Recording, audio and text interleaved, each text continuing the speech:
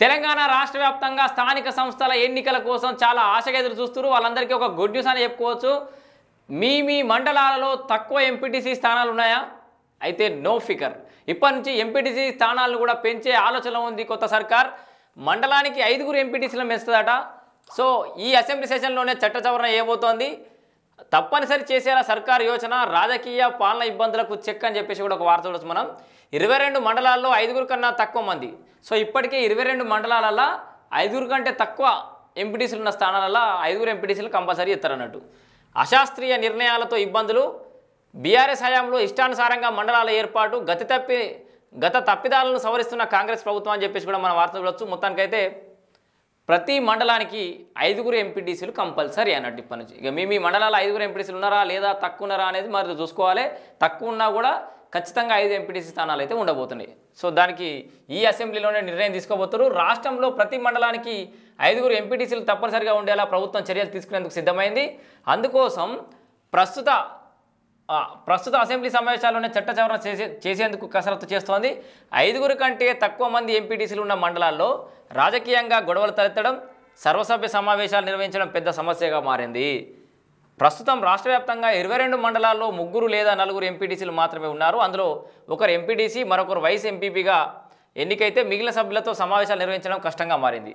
దీంతో తక్కువ ఎంపీటీసీలు ఉన్న మండలాల్లో కనిష్టంగా 5 ఉండేలా సంఖ్యను పెంచేందుకు ప్రభుత్వం సిద్ధమైంది. మండలాల పరిధి మాత్రం యథావిధిగా ఉండబోతుందట. ప్రస్తుతం రాష్ట్ర వ్యాప్తంగా 540 గ్రామీణ మండలాలు ఉండగా కాంగ్రెస్ అధికారంలోకి వచ్చిన తర్వాత మరో 3 నుంచి 4 మండలాలను ఏర్పాటు చేసింది.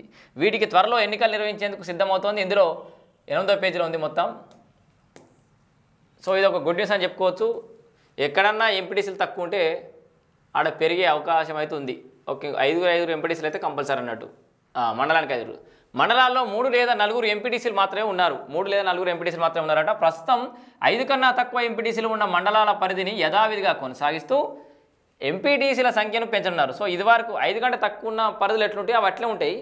కాకపోతే దాంట్లో సంఖ్యను పెంచుతారు. తక్కువ ఎంపీటీసీలు ఉన్న దగ్గర ఎంపీటీసీల సంఖ్యను పెంచుతున్నారు. ప్రస్తుతం 3 నుంచి 4,000 జనాభా ఉన్న ప్రాంతానికి ఒక ఎంపీటీసీ ప్రాతినిధ్యం వహిస్తున్నారు. 3,000 నుంచి 4,000 జనాభా ఉన్న వాళ్ళకు ఒక్క ఎంపీటీసీ. సో 3,000 కన్నా తక్కువ జనాభా ఉన్న ప్రాంతాన్ని సైతం ఎంపీటీసీ నియోజకవర్గంగా చేయడం. సో 3,000 కంటే తక్కువ ఉన్న ప్రాంతాన్ని కూడా జనాభా ఉన్న ఊరు ఉన్నదనుకో 3,000 కంటే తక్కువ దాన్ని కూడా ఒక ఎంపీటీసీ చేస్తారన్నట్టు. అలాగే 5,000 కన్నా ఎక్కువ జనాభా ఉన్న గ్రామానికి 2 ఎంపీటీసీల స్థానాలు పెంచాలని ప్రభుత్వం భావిస్తున్నట్టు తెలుస్తోంది. ఈ మేరకు ప్రభుత్వం చట్ట సవరణ చేసేందుకు కసరత్తు చేస్తున్నట్టు సెక్రటేరియట్ వర్గాల్లో ప్రచారం జరుగుతోంది. బీఆర్ఎస్ తప్పిదాలకు కాంగ్రెస్ చికిత్స అని చెప్పేసి వార్త కూడా బీఆర్ఎస్ హయాంలో ఇష్టానుసారంగా మండలాలను ఏర్పాటు చేశారు.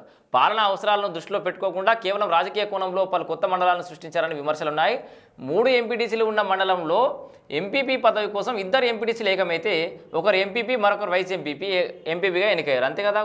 3 ఎంపీటీసీలు ఉన్న మండలంలో అంతే కదా. మరొకరు వైస్ ఎంపీపీగా ఎన్నికయ్యేవారు. మిగిలిన ఒక ఎంపీటీసీ అంశాల వారీగా మద్దతు ఇచ్చేవారు. కొన్నిసార్లు సర్వసభ్య సమావేశాలకు సైతం డుమ్మా కొట్టేవారు. 4 ఎంపీటీసీలు ఉన్న మండలాల్లోనూ ఇదే అనిశ్చితి ఏర్పడేది. అందుకే ప్రభుత్వం కొత్త విధానాన్ని తీసుకొస్తుంది. చట్ట సవరణ చేస్తే అటు పాలన ఇటు రాజకీయ వివాదాలకు చెక్ పెట్టొచ్చని కాంగ్రెస్ ప్రభుత్వం భావిస్తోంది. సో ఎంపీటీసీలకు సంబంధించిన వార్త ఇది. ఇప్పటి నుంచి మండలానికి 5 ఎంపీటీసీలు కంపల్సరీ ఉండబోతుంది.